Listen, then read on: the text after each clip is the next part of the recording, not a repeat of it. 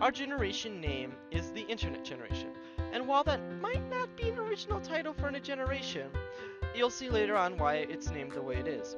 People who are a part of this generation have to be born between 1995 and 2010. Our generation has 5 different characteristics that distinct ourselves from others. We are technologically advanced, lazy, compassionate, curious, and independent. We'll go with the technology advanced for right now. So if you've noticed, and I'm sure a lot of you have, since we've grown up and technology has advanced so much, we generally know how things work a bit better than, say, older people. They are always asking, why is this working? Why is there insane help from us? Because we've grown up with it, and we know how to use it more. I mean, look at us. We have iPods and iPhones and all these small technology things that can do so much for the world that people just didn't have. I mean, heck, your parents never had it. The cell phone they had was a brick, the size of a brick. And you don't see them carrying around that. Okay, we'll go on to the next characters.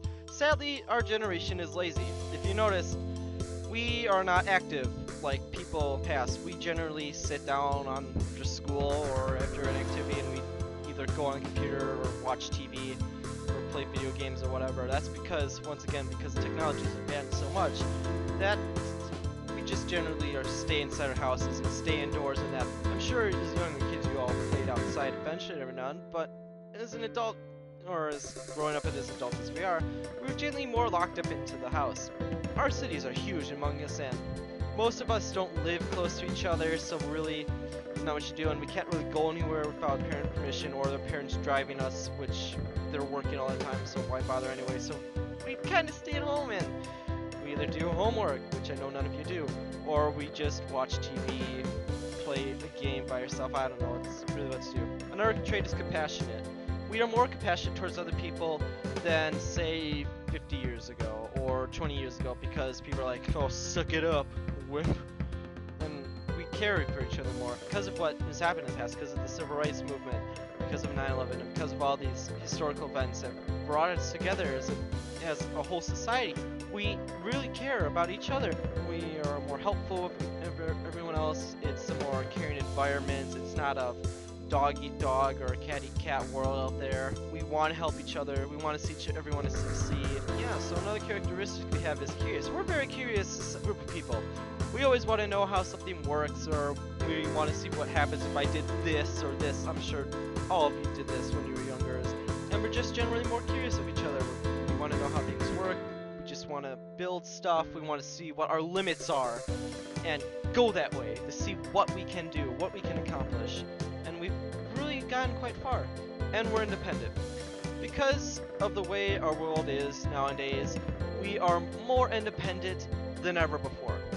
Sure, your parents supervise you and whatever, but it's not like back then where your dad would forbid you to marry someone, or you would be basically sold to someone to be married to. You have the freedom to choose whoever you want to marry. You have the freedom to live wherever you want, to get whatever job you want. You don't have to worry about continuing your father's or your mother's career. You had to do that in the past. Nowadays, you could just do whatever you want. Moving on now, we're going to look at the 3 visual symbols of our generation. So we have the pink breast cancer ribbon, the Internet Explorer icon, and the Facebook logo. We'll start with the breast cancer ribbon.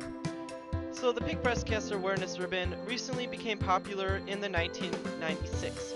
Many sports teams began wearing pink, and pink ribbons were seen all over to represent the awareness for breast cancer. There is a 1 in 9 chance that a woman will have breast cancer sometime in her life. It is the most common cancer for women, and millions of dollars are raised each year to help fight it. And that's quite important. I mean, it brings us back to how compassionate we are. We have all these fundraisers, all these awareness for different cancers, and we're just generally much more together, much more aware together as a society. And that's why this symbol is so important, because you could show this symbol to everyone, and just about everyone will know what this is if they're, old enough, so don't go asking 5-year-olds. And next symbol we have is the Internet Explorer icon. The Internet Explorer began in 1995. It was used as a simple add-on for Windows 95, but later took off as one of the most widely used web browsers. From 2002 to 2003, Internet Explorer had a 95% usage share. Internet Explorer really helps us share what web browsers have become today. Yeah, I know a lot of you guys don't like Internet Explorer because of how slow it is, but it was one of the first things that we had to connect to the internet. The internet's got us so far as society. I mean, look what you have. You have Facebook, you have Twitter, you have YouTube, you have all these different social media networks, all these different things that you don't have to go to a library to look something up if you really need to. And the final logo is the Facebook logo. The Facebook was created by Mark Zuckerberg in 2004. Facebook was one of the first popular forms of social media. Facebook helped people stay updated on their friends' lives from around the world. Facebook has become the building block for all modern day forms of social media. We'll go on to the 3 cultural milestones. So first, we have YouTube, AOL Messenger, and Blockbuster. Now we'll start with YouTube. So YouTube is a website that allows you to upload videos for all the people around the world to see. It had began in 2005 and has become an ionic form of entertainment. Any type of video ranging from TV shows and movies to sporting events and other unique videos can be found on YouTube. YouTube helped make video sharing and upload the way it is today.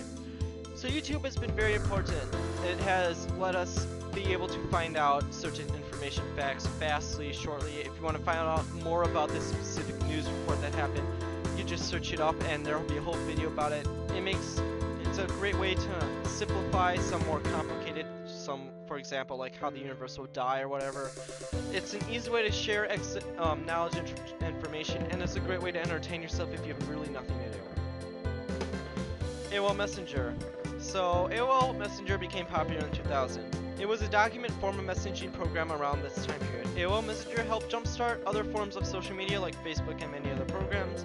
AOL Messenger helped make what social media is today.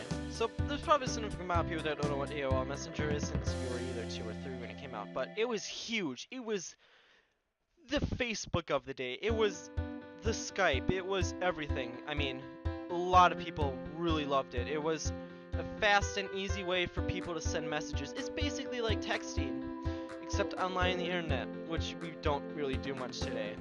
But it was an easy way for people to communicate with each other, and it just brought on all these different sorts of technology that just really been based off of it. Like texting, for example. The next we have is Blockbuster. Oh, probably a lot of you know what Blockbuster is. From 1995 to 2004, Blockbuster was at peak of its success, making almost $800 million a year from late fees. Blockbuster was the most dominated movie/video game rentals around. Blockbuster really helped make movie streaming what it is today. Blockbuster helped show the potential of what Netflix and other streaming movies websites could become. Blockbuster, you're pretty sure you've all been to Blockbuster. It was basically the only place you could rent movies and video games. And it was great. I mean, you rent a movie that you wanted to see, and it was so much cheaper than buying the actual movie. I mean, if you wanted to see something, you just go in and rent, not bought. You just rented it, and you probably paid a prescription for it. It was great. I mean, sure you had to physically go to the store, but back then there was no online streaming. There was nothing else you could do but go to places and rent movies or buy movies. And while it did basically go out of business because of poor decisions on its part. So now we'll move on to historical moments. So on August 25th, 2013, NASA launched the largest diameter infrared telescope ever in space, the Spitzer Space Telescope. The telescope is a great demonstration of how capable our generation is. The purpose of this telescope is to send images of galaxies that are too far to see from Earth.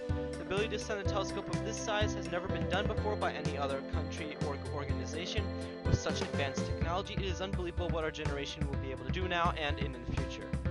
The next one we have is cloning. So July 5th, 1996, at the Rawlinson Institution in Scotland, Dolly the sheep became the first mammal to be cloned. This begins a debate about the morality of cloning in human beings. Defining factor of this generation, the experiment shows how creative and intelligent a scientist has to be to create an exact clone. It also brings up the issue of morality, and is this an okay thing for scientists to do? So the next one is 9/11. The attack on the World Trade Tower on September 11, 2001 was an important moment in our generation's history. More than 3,000 people were killed that morning, including 400 police officers and firefighters. This event gives a very good perspective on life and how precious life can be. After this event had happened, many people were more friendly and respecting towards others. Friendly and respecting is a great way to describe our generation. Hence, compassionate. So now we're going to move on to three important people. J.K. Rowling. J.K. Rowling is one of the most creative writers in our generation. She has written one of the most popular book series, Harry Potter, as you all well know. To be able to come up with such a great and interesting to be able to come up with such interesting and creative ideas, a person must be very clever, smart, and creative. Like our generation, we have creative and intelligent people that will help inspire the rest of the world. Next one is Nelson Mandela. Nelson Mandela was the president of South Africa, but before that he was a civil rights activist. He wanted rights for the colored population. In result of this protesting, he spent 27 years in prison. When he was released, he became the first president to be elected by the whole population of South Africa.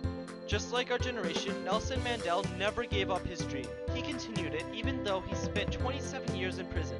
Many people in our generation have the same determination to change the world.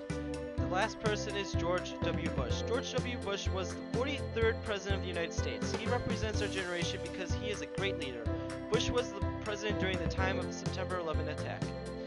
He led our nation in this dark time, and like him, our generation is full of strong and powerful leaders. These leaders will go on to do great things and lead people through difficult times in life. And for the final part, we'll go on to social trends.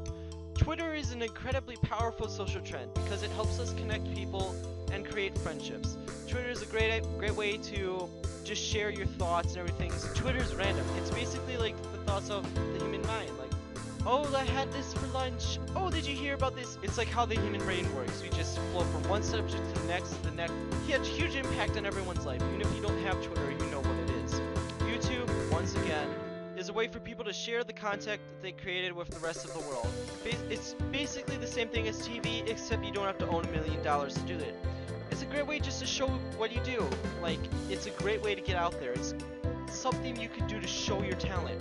Show what you are, and email is an easy way to communicate with others. You can receive notifications, messages from anyone else in the world, as long as they know your email address. This is an easy way to communicate before texting became